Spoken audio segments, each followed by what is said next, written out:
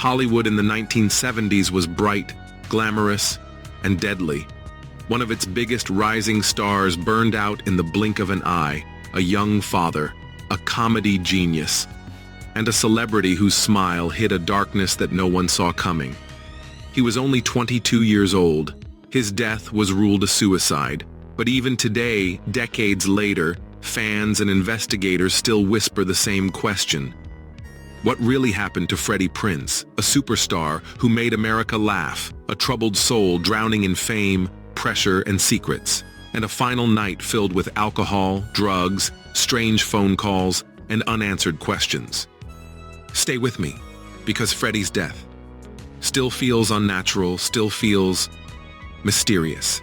Freddie Prinze wasn't just a comedian, he was a phenomenon. Born in 1954, his rise was meteoric.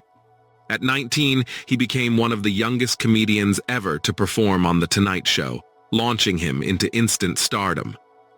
Then came Chico and the Man, the sitcom that made him a household name. But behind the laughter, something darker was brewing. Hollywood adored him, but the pressure was suffocating.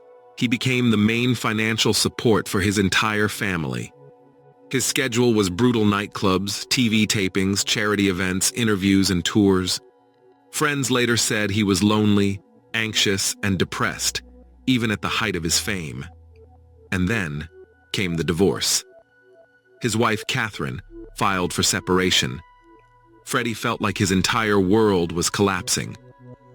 Freddie started using drugs, mainly Quaaludes, mixed with alcohol. His friends said he became paranoid, emotional, and increasingly unstable. He once told a friend, "I feel like my whole life is slipping away."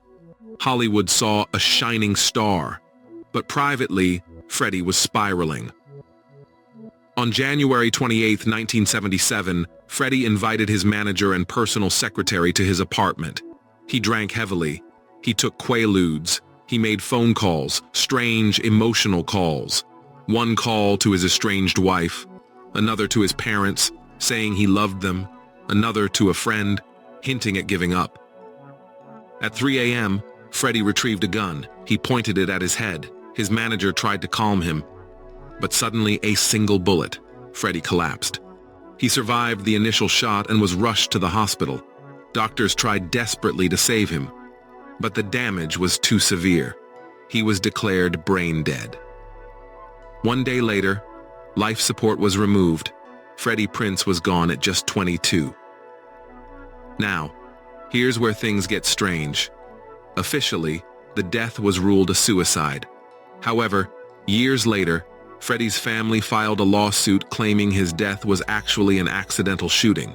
They argued, Freddie was heavily drugged. His gun had a hair trigger. He often played with it like a toy, mimicking comedy skits. He did not intend to kill himself. The court eventually agreed that Freddie did not fully understand his actions due to drug intoxication. So was it really suicide? Or was it a tragic accident fueled by a broken Hollywood lifestyle? Here are the mysterious points investigators still talk about. 1. He called multiple people to say goodbye. But was it emotional distress? Or a sign he wanted attention or support? 2. His manager was in the room. Why wasn't the gun taken away earlier? Why didn't anyone call for help sooner? 3. Drug levels were extremely high. Experts say he was too intoxicated to understand what he was doing. 4. The lawsuit reclassifying the death. Why did the court agree it was accidental? 5. Hollywood pressure. Friends claimed Freddie was being overworked and underpaid. All these elements make his death feel unnatural. The 1970s entertainment world was full of drug pressure, brutal studio schedules, emotional exploitation, young stars burning out. Freddie was one of the earliest celebrity tragedies of this era. His story became a warning about the hidden dangers behind fame. His son, Freddie Prinze Jr., was only 10 months old when his father died. He grew up to become a major Hollywood actor, always speaking carefully, respectfully, and emotionally about the father he never got to know. He said that even though people worship his father, he carries the weight of a tragedy that never made sense.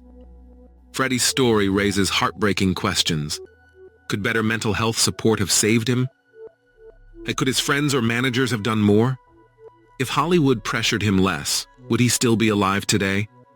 His life was brilliant, his end was confusing, and his story remains a haunting reminder of what fame can destroy. Freddie Prinze brought laughter to millions, yet he died surrounded by pain, confusion, and unanswered questions. Even today, the truth behind his final moment remains uncertain. Was it a suicide? Was it an accident? Or was it something Hollywood never wanted us to understand? One thing is clear, Freddie Prinze's death will always feel unnatural, mysterious, and heartbreaking